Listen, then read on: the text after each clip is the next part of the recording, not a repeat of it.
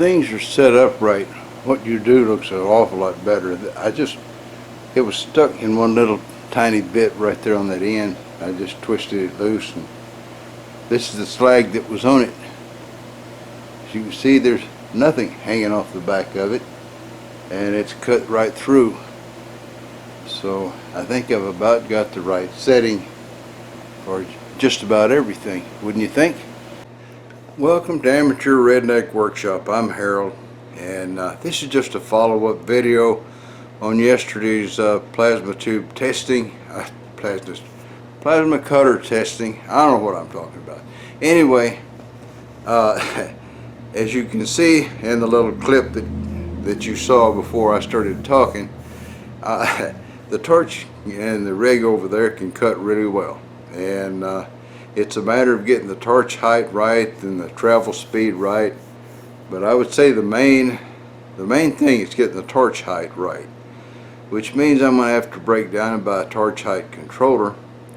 And considering I probably won't use this thing 4 or 5 times in the next 5 or 6 years, you know, that's kind of an expensive further waste of money. And you say, well, wait a minute, so why did you build this thing if you're not going to use it?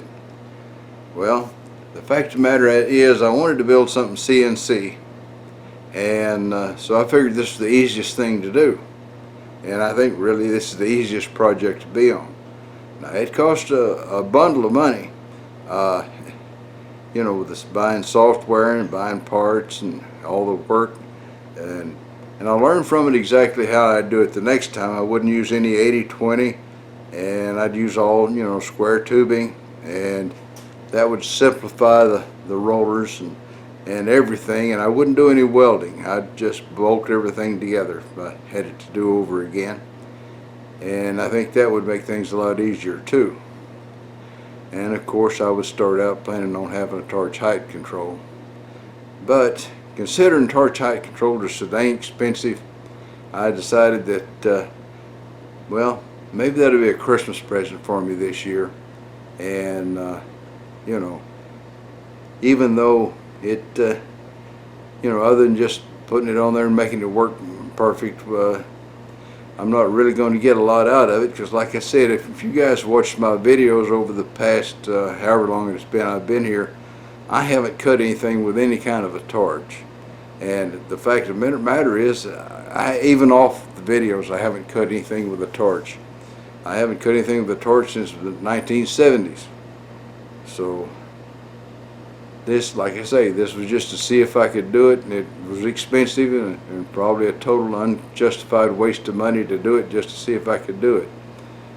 But that's how it is. So this is where I'm going to stop at least until after Christmas. I figure instead of getting something from Smith & Wesson or Springfield Armory, well, I'll get a torch height control this year, you know. So, well, I'll crank this thing up to the top of the garage, and the Taco can park in here again, and we'll go on and work on other things, all right?